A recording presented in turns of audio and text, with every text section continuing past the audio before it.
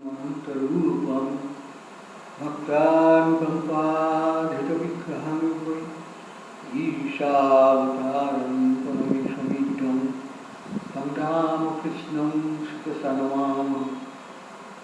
ॐ जननीं शारदां देवीं रामकृष्णं जगद्गुरुं पादपद्मतले श्रुत्वा प्रणमामि मुहुर्मुहुः। ॐ शास्त्रोक्ताय प्रशान्ताय वेदान्तप्रतिपादिने नमस्तवदुपादाय ज्ञानविज्ञानदीप्तये। ॐ गुरुर्ब्रह्मा गुरुर्विष्णु गुरुदेवो महेश्वरः गुरुरेव परं ब्रह्म तस्मै श्रीगुरवे नमः। আমাদের আলোচনা চলছে ভগবদ্গীতার দিব্যবাণী। আমি অবদান মহারাজের পাশ্চাত্যে ইংরেজি বক্তৃতাগুলি যেগুলি বঙ্গানুবাদ করে এই বাংলা গ্রন্থ রচিত হয়েছে, তা সেখানে আমাদের পূর্ব আলোচনার সূত্রে আমরা জানতে পারছি যে বেদান্তের আধ্যাত্মিক দর্শন মানুষকে সত্যদ্রষ্টা করতে পারে। এ নিয়ে আমরা আগের দিন আলোচনা করেছি। এই পথে মানুষ উচ্চতর আধ্যাত্মিক স্তরে উঠবে, পূর্ণতা প্রাপ্ত হবে। এই যে পারফেকশন, অল পারফেকশন যা বলা হয়, পূর্ণত্ব প্রাপ্ত হওয়া, সেইটি বিষয়ে এখানে স্বামী অবধূত মহারাজ আরও বিস্তৃত আলোচনা করেছেন। সেইটিকে আমরা এবারে জানব। মহারাজের বক্তব্য হল, সেই অখণ্ড সত্য আমাদের থেকে বেশি দূরে নয়। মানুষ মনে করে যেমন ঈশ্বর কোথায় আছেন, বহু দূরে, আকাশে কোথাও আছেন হয়তো, ইত্যাদি। বুঝবার জন্য যারা হিমালয়ে যাচ্ছে, সমুদ্রে যাচ্ছে, মাঝখানে গিয়ে সেখানে ধ্যানে বসছেন, কিন্তু এগুলো যারা যে করে থাকছে তাদের জ্ঞানের সীমা কিন্তু পূর্ণতা প্রাপ্ত হয়নি বলে তখনও পর্যন্ত। কিন্তু তারা সেই পথে চলেছে, সাধন সিদ্ধি লাভ করলে তখন তারা সেই পূর্ণ সত্যকে জেনে নিজেও পূর্ণতা প্রাপ্ত হবে। মহারাজ বলছেন, সেই অখণ্ড সত্য আমাদের থেকে বেশি দূরে নয়। আমরা ভাবি সেই প্রাপ্তব্য বিষয়টি অর্থাৎ ঈশ্বর, তাকে লাভ করতে গেলে তিনি কোথায় অনন্ত আকাশের মধ্যে পেয়ে গেছেন, যে আমাকে জন্মজন্মান্তর ধরে তাকে ডাকতে হবে, ডেকে ডেকে তার কাছে পৌঁছবো যে জন্মে, সেই জন্মে তার শাসন পাবো, নাহলে হবে না। আমরা প্রথমেই বললেন, সেই অখণ্ড সত্য আমাদের থেকে বেশি দূরে নয়। কারণ কি? এই কংসৎ যিনি সব জায়গার শক্তির মধ্যে বিস্তৃতভাবে রয়েছেন, এটি এমন অখণ্ড সত্তা নয় যা আমাদের থেকে পৃথক। অখণ্ড সত্তা কিন্তু আমাদের থেকে পৃথক নয়। তাহলে এই অর্থ কি দাঁড়ালো? আমাদের থেকে পৃথক যদি নয়, তাহলে তিনি অখণ্ড সত্য কি করে হবে? কারণ মানুষের জীবন তো সীমিত, আর তার আকারও অখণ্ড নয়। তাই বলছেন, এমন একটি অখণ্ড সত্তা নয় যে আমাদের থেকে পৃথক। কারণ আমাদের থেকে যদি পৃথকই হতেন তাহলে কিন্তু আমরা জানতে পারতাম না সত্যি সত্যি। কারণ তিনি আমাদের মধ্যে যদি না থাকতেন, তাহলে সর্বত্র পরিব্যাপ্ত তিনি কী করে হবেন? সর্বত্র বিরাজিত এক অদ্বিতীয় সত্য একম সৎ ঋষিরা তিনি জানতে পেরেছিলেন। বরং এটি আমাদের প্রত্যেকের সঙ্গে ঘনিষ্ঠভাবে সম্পর্কিত। মহাজন তো বলেছেন যে it is নিয়ারার than the nearest. এই শব্দগুলির তাৎপর্য অতি গভীর। সেই আত্মা বা ব্রহ্ম, অখণ্ড সত্তা আমাদের থেকে দূরে তো ননই, এবং আমাদের থেকে পৃথকও নয়। আমাদের থেকে যদি পৃথক হতো তাহলে কিন্তু হয়তো আমরা জানতে পারতাম না। কিন্তু তিনি আমাদের মধ্যেও আছেন, ঘনিষ্ঠভাবে সম্পর্কিত। আমি এই আত্মার অধিষ্ঠানে আছে বলেই আমাদের মন কাজ করে, বুদ্ধি কাজ করে, আমাদের ইন্দ্রিয়াদি শক্তি সমস্ত কাজ করে। করে এবং তার জ্ঞানের উন্মেষ হয়, আবার জ্ঞানের পরিপূর্ণতা লাভ হয়, পূর্ণতা প্রাপ্ত হয়। এসব হয়ে এই আত্মার প্রতিষ্ঠান আছে বলে, অর্থাৎ আত্মা আমাদের সকলের মধ্যে রয়েছেন বলে। কারণ এই আত্মশক্তি হচ্ছে এই মানুষ বা জীব জন্তু প্রাণী সব কিছু ভিতরে যা কিছু শক্তির বিকাশ, তা সবই সেই আত্মা আছেন বলেই সেই শক্তির আমরা প্রকৃতির ভিতর থেকে জানতে পারছি। তাই এটার সঙ্গে আমাদের ঘনিষ্ঠ সম্পর্ক রয়েছে। আর আগে থেকে যেটা আমাদের ভেতর নেই সেটাকে আমরা জানতেও পারবো না, কিন্তু ঈশ্বরকে জানা যায়। যারা জেনেছেন তারা বলছেন, শ্রীরামকৃষ্ণ যেমন বললেন, তাকে জানা যায়, দেখা যায়, তার সঙ্গে কথা বলা যায়। কারণ সেই অখণ্ড সত্তার হাত পা চোখ সর্বত্র বিদ্যমান। মনে ন্যালিভাবে বলছি, তারই হাত পা মুখ যা কিছু সেই ইন্দ্রিয়াদি সর্বত্র বিদ্যমান, সকলের মধ্যে রয়েছে। এমনকি ক্ষুদ্র পিপিলিকার মধ্যেও চলার জন্য পা রয়েছে, দেখার জন্য চোখ রয়েছে, খাওয়ার জন্য মুখ রয়েছে, সব কিছু ক্ষুদ্র ক্ষুদ্র প্রাণীর মধ্যেও এই সব কিছু যন্ত্রপাতি সব রয়েছে। তার মুখ ও কান সর্বত্র রয়েছে। কীভাবে রয়েছে তারপরেই আমরা জানতে পারবো। তিনি বলছেন তিনি সর্বব্যাপ্ত হয়ে রয়েছেন। এটি কিন্তু এই ত্রয়োদশ অধ্যায়ের 14 নম্বর শ্লোকে বলা হয়েছে। শ্রীকৃষ্ণ বলেছেন অর্জুন বলেছেন, কি বলেছেন? সর্বত আনিপাদম তৎ সর্বত অক্ষি শিরোমুখম সর্বত শ্রুতিমান লোকে সর্বম আবৃত্ত পৃষ্ঠতি। এই সব কিছু প্রাণী বা মানুষ জীব যত আছে তাদের ভিতর থেকে, তাদের চক্ষু দিয়ে তিনি দেখছেন, তাদের কর্ণ দিয়ে তিনি শুনছেন, কারণ তিনি তো ভেতরে রয়েছেন প্রতিটি জীব জন্তু প্রাণী। বলছেন অর্থাৎ সব দিকে তাহার হস্তপদ, সব দিকে তাহার চক্ষু, মস্তক ও মুখ, সব দিকে তার কর্ণ। এরূপে এই লোকে সমস্ত পদার্থ ব্যাপিয়া তিনি অবস্থিত আছেন। এই যে মানুষ বা জীব বা প্রাণীর মধ্যে যে ইন্দ্রিয়াদি সব রয়েছে, জ্ঞানের যে সমস্ত যন্ত্রপাতি রয়েছে, সেগুলির পেছনে তো আত্মা আছেন বলেই সেগুলো চালিত আছে এবং তার দ্বারা আমরা জ্ঞান লাভ করছি। কিন্তু সেই জ্ঞানটা আমরা যাচ্ছে কোথায়? যাচ্ছে সেই আত্মার কাছে, অন্তরস্থ আত্মা। তার শক্তিতেই সেই জ্ঞান লাভ হচ্ছে এবং তিনি জানছেন তার সেই মহিমা। অন্তরস্থ যে আত্মা, তিনি সেই কর্মের ফল ইত্যাদি সব ভোগ করছেন।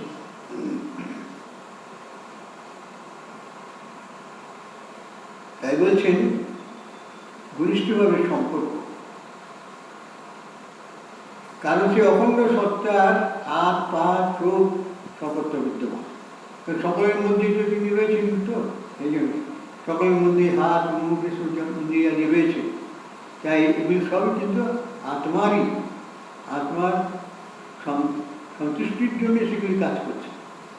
তার মুখ ও কান সর্বত্র, তিনি সর্বব্যাপ্ত হয়ে রয়েছেন। যেমন এখানে বলা হয়েছে গীতায়, সর্বত পানিপাদম তৎ সর্বত অক্ষি শিরোমুখম সর্বত শ্রুতিমান লোকে সর্বম আবৃত্ত পৃষ্ঠতি। সকলের মধ্যে যে সমস্ত ইন্দ্রিয়াদি রয়েছে, সেই ইন্দ্রিয়াদি মূল শক্তি তো আত্মশক্তি, ইন্দ্রিয়ের মাধ্যমে কাজ করছে। তাই বলছেন কি আশ্চর্য যে অখণ্ড সত্তার হাত পা কান আছে, অথচ তিনি সর্বব্যাপ্ত শক্তিরূপে তিনি সকলের মধ্যেই বিরাজ করছেন। অর্থাৎ সেই অখণ্ড সত্তার মধ্যে মাধ্যমেই সকল ক্রিয়া, সকল প্রাণীর, সকল ইন্দ্রিয়ের অস্তিত্ব বিরাজ করছে। দৃশ্য জগতে যা কিছু রয়েছে সবই সেই নিরপেক্ষ সত্তার অধিকারী। নিরপেক্ষ সত্তা কেন? এটি আত্মার নিজস্ব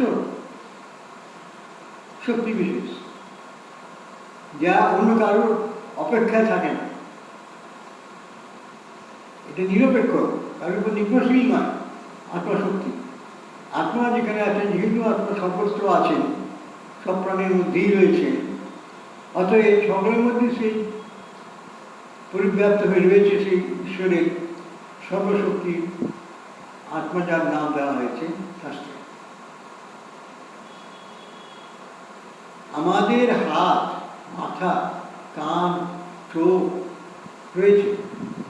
এই চোখ বাস্তবে আমাদের নয়, এগুলি অখণ্ড ব্রহ্মে।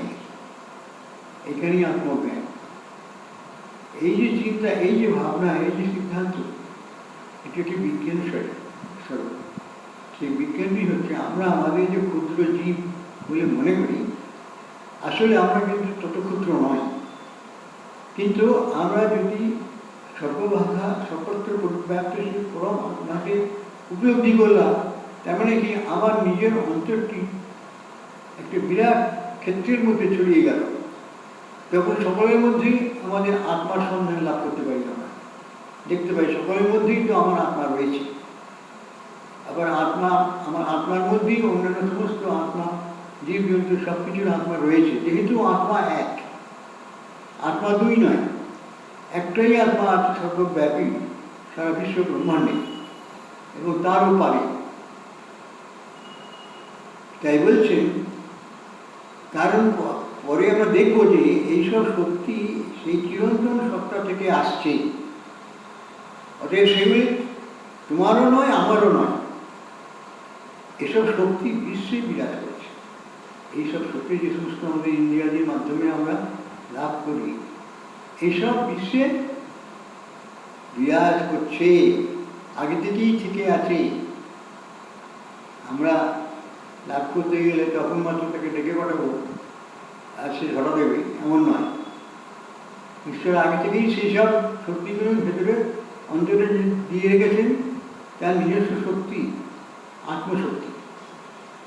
আমরা জানতে পারছি না, কিন্তু আমরা যদি একবার চিন্তা করে ভাবনা করে দেখতে পারতাম, জানতে পারতাম যে বেদান্তের মাধ্যমে হয়, সেই সাধুসিদ্ধি লাভ করে নিজেকে সেই আত্মা পরমাত্মা রূপে যদি আমরা উপলব্ধি করতে পারি জীবনের কোনো পর্যায়ে, তাহলে তখনই আমাদের চোখ খুলে যায়। সেই পরিবর্তিত যে রূপ আমাদের, আমরা তার মাধ্যমে দেখি যে আমি তো সেই স্বয়ং ঈশ্বর, সোহম।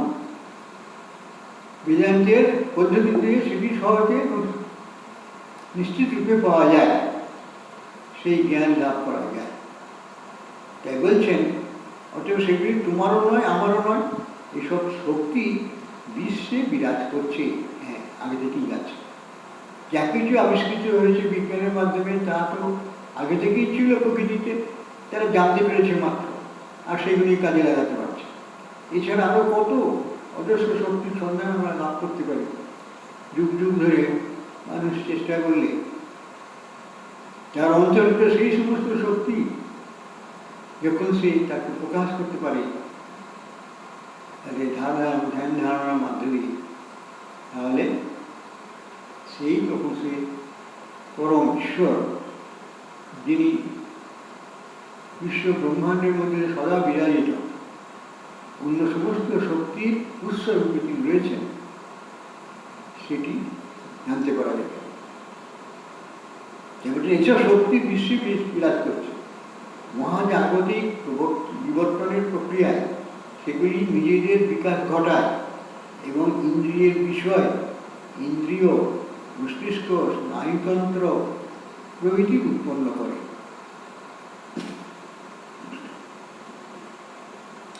অতএব যখন আমরা বলি যে অখণ্ড সত্তার মাথা, কান, চোখ, হাত, পা আছে, তা ভুল নয়।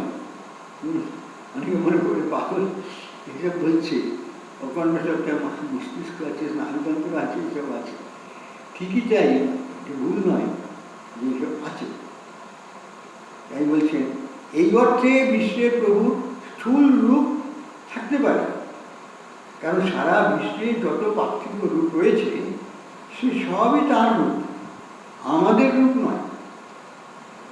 তিনি এইসব চক্ষু দিয়ে দেখছেন, দেখুন কি দৃষ্টিভঙ্গি। তিনি এইসব কথা আমার চক্ষু দিয়ে তিনি দেখছেন, আমার মুখ দিয়ে তিনি কথা বলছেন, আমার কর্ণ দিয়ে তিনি সমস্ত শব্দ শুনছেন। অর্থাৎ প্রত্যেকের মধ্যেই কিন্তু সেই অদ্বিতীয় শক্তির উৎস আত্মা আগে থেকেই দেওয়া রয়েছে। তিনি এইসব চক্ষু দিয়ে দেখছেন, এইসব কান দিয়ে শুনছেন, এইসব পায়ের উপর ভর করে তিনি বেড়াচ্ছেন, এইসব হাত দিয়ে কাজ করছেন, তবু তিনি সব ইন্দ্রিয় শক্তি থেকে মুক্ত। তারই শক্তি, কিন্তু তিনি সেই ইন্দ্রিয় শক্তির দ্বারা চালিত হন না, তার নিজের শক্তি দিয়ে তিনি নিজের ক্ষমতা তিনি চালিত হন থাকেন, প্রয়োজন মতো তিনি তার শক্তিকে প্রকাশ করে থাকেন। এটা এমনি ভাষাভাষীভাবে বলছেন না, এই শাস্ত্রের সিদ্ধান্তের উপরে বলছেন, উপনিষদের সিদ্ধান্ত অনুযায়ী বলছেন। বলছেন উপনিষদে যেমন বলা হয়েছে অখণ্ড সত্তার পা নেই, হাত নেই, অন্য কোনো অঙ্গ নেই, চোখ নেই, কান নেই, তবু তিনি সব কিছু চোখে দেখেন, সব কান দিয়ে শোনেন, সব পা দিয়ে চলে বেড়ান, সব হাত দিয়ে কাজ করেন। এসব উপনিষদে সব বলা আছে। উপনিষদে বলা হয়েছে যদিও বাস্তবে আত্মা দ্রষ্টা নন, শ্রোতা নন, ঘ্রাতা নন, ভোক্তা নন, চিন্তাকারী মন নন, কর্মী নন, তথাপি তিনি দেখেন, শোনেন, ঘ্রাণ নেন, ভোগ করেন, চিন্তা করেন, সব কাজ করেন। অর্থাৎ তার শক্তিতে যে সমস্ত ইন্দ্রিয়গুলি আমাদের সব কাজ করে। তাই বলছেন সত্য হি দ্রষ্টা, স্রষ্টা, ঘ্রাতা, শ্রোতা, রসয়িতা, মন্তা, বোদ্ধা, কর্তা, বিজ্ঞানাত্মা, পুরুষ। এটাই বিদ্যার ৪র্থ অধ্যায় ৯ম শ্লোকে বলা আছে। এই জন্য এক ধাঁধা।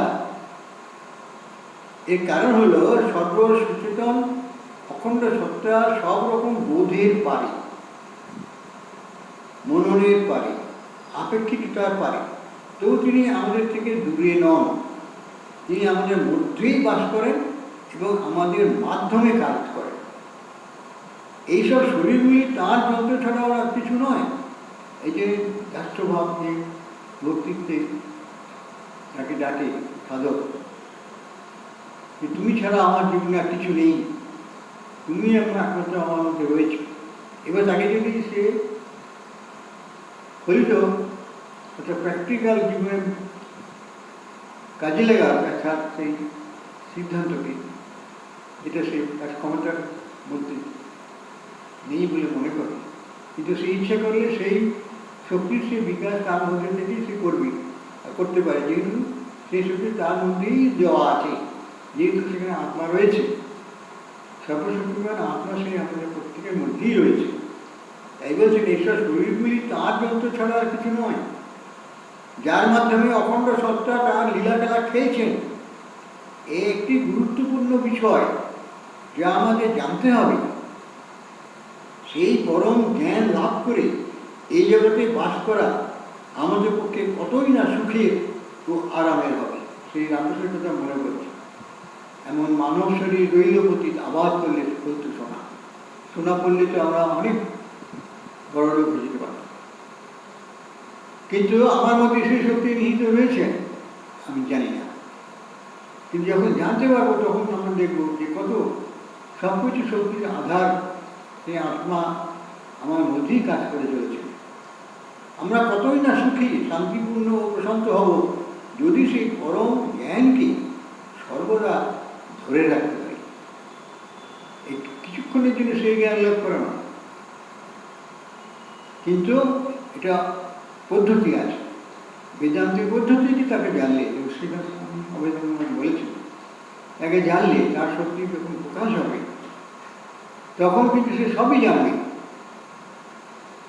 কিন্তু বেদান্তের মাধ্যমে একমাত্র সে সেই জানা মানে সে তাই হয়ে যাওয়া।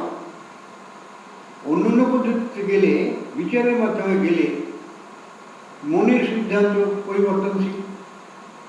সুতরাং সেই জ্ঞানকে ধরে রাখবার জন্য এই বেদান্তের মতে তাকে চরম সিদ্ধান্তে গিয়ে অহং ব্রহ্মাস্মি, এইভাবেই সে তাকে উপলব্ধি করতে হবে।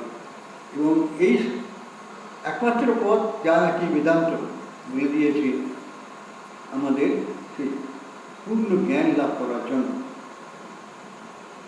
আমরা কতই না সুখী, শান্তিপূর্ণ, প্রশান্ত হব যদি সেই পরম জ্ঞানকে সর্বদা ধরে থাকতে পারি। স্বার্থপরতা ও দাম্ভিকতা নিমেষে লুপ্ত হয়ে যাবে যখনই আমরা জানব যে ওইসব শরীরগুলি হল যন্ত্র, যাদের মাধ্যমে চিরন্তন সত্তা পার্থিব জগতে খেলা করছেন। এইসব রূপ, ইন্দ্রিয় ও ইন্দ্রিয় বিষয়গুলি হল সীমাবদ্ধতা, যার কারণ হল অচেতন প্রকৃতি এবং যার উৎপত্তি তার বিবর্তন থেকে। যতক্ষণ এই সীমাগুলি থাকবে ততক্ষণ ভেদভাব থাকবে। মনে হবে প্রত্যেকটি রূপ যেন অন্যটির থেকে সুস্পষ্টভাবে পৃথক। একটি সূত্র সব কিছুর ভিতর দিয়ে চলেছে, আর সেই সূত্রই হল আত্মারূপ সূত্র। এই সব কিছুর যে শক্তির বিকাশ হয়েছে আর সব কিছুর মধ্যেই সেই আত্মা সূত্র রূপে রয়েছে। আত্মা আছে বলেই সেই সব শক্তিগুলির প্রকাশ হচ্ছে। এই আত্মা হলেন চেতনার ও বুদ্ধির উৎস। প্রত্যেক মানুষের বা জীবের মধ্যে চেতনা আছে, তারপরে বুদ্ধির উৎকর্ষ যখন লাভ হয় সেও সেই আত্মশক্তির বিকাশ লাভ ধীরে ধীরে আরও উচ্চতর হতে থাকে। সেখানেই পাওয়া যাবে অখণ্ড সত্যকে। সেই সূত্র ধরেই আমরা অখণ্ড সত্য, আত্মার অখণ্ডতা, সেটি আমরা উপলব্ধি করতে পারি। যেহেতু সকলের মধ্যেই তিনি বিরাজ করেন, তিনি নিজেকে প্রতিফলিত করেন ইন্দ্রিয় কর্মের ভেতরে, অথচ তিনি সমস্ত গুণ ও প্রকৃতিজাত অভিজ্ঞতা থেকে মুক্ত। এই হচ্ছে তার স্বভাব, ঈশ্বরের প্রকৃতি, ঈশ্বরের স্বভাব। যখন আমরা সেই ঈশ্বরকে লাভ করবো বেদান্তে সিদ্ধান্ত অনুযায়ী সাধন সিদ্ধিতে, তখন আমরা দেখব যে এই সমস্ত প্রকৃতিজাত অভিজ্ঞতা থেকে তিনি মুক্ত, অথচ এই প্রকৃতির উৎসও তিনি অনাসক্ত। তিনি যখন জানছেন তখন আমি জানছি বলে তিনি মনে করেন না, তার মধ্যেই তো সেই সবগুলি আছে জ্ঞান। সুতরাং তাই তিনি অনাসক্ত, অথচ সব কিছুকে প্রতিপালন করেন আর নিজে প্রকৃতির সব গুণ ও অভিজ্ঞতা থেকে মুক্ত। ঈশোপনিষদে এই ধাঁধার সমস্যাটির সমাধান করে গুপ্তধনের দ্বার খুলে দিয়েছে। ওই উপনিষদে বলা হয়েছে, তৎ এ জ্যোতি তৎ নৈ জ্যোতি তৎ দূরে তৎ অন্তিকে তৎ অন্তরস্ব সর্বস্ব তৎ সর্বস্ব আর্যত। এই ঈশোপনিষদে পঞ্চম শ্লোকে এটি বলা। একটি ভাষ্যে মন্ত্রটির এরূপ ব্যাখ্যা দেওয়া হয়েছে, স্বয়ং চলতি ন চলতি চ, বিভূতান্ন চলতি চলন, ফলব্যাপ্তি তাচ্চ সভাতি তুক্তি, দূরে চ অন্তিকে চ অন্তরাত্মা সর্বদেশ ব্যর্থ। এইভাবে দেখা যাচ্ছে যে তিনি সর্বত্র রয়েছেন, দূরেও রয়েছেন, নিকটে রয়েছেন। সুতরাং আমাদের থেকে তিনি দূরে নেই, আমাদের মধ্যেই অখণ্ড সেই ব্রহ্ম বিরাজ করছেন। আর এটি যখন আমরা নিজেদের সামর্থ্যের মধ্যে নিয়ে আসতে পারবো নিজের জীবনে প্রতিবদ্ধ করবার জন্য, তখনই আমাদের সাধু সিদ্ধি সম্পূর্ণতা লাভ করবে এবং মানুষ পূর্ণতা লাভ করবে। সেখানেই ডাকছে ওম পূর্ণমদ পূর্ণমিদং পূর্ণাৎ পূর্ণমুদচ্যতে পূর্ণস্য পূর্ণমাদায় পূর্ণমেবাবশিষ্যতে। ওম শান্তি শান্তি শান্তি। ওম নমো ভগবতে শ্রীরামকৃষ্ণায়।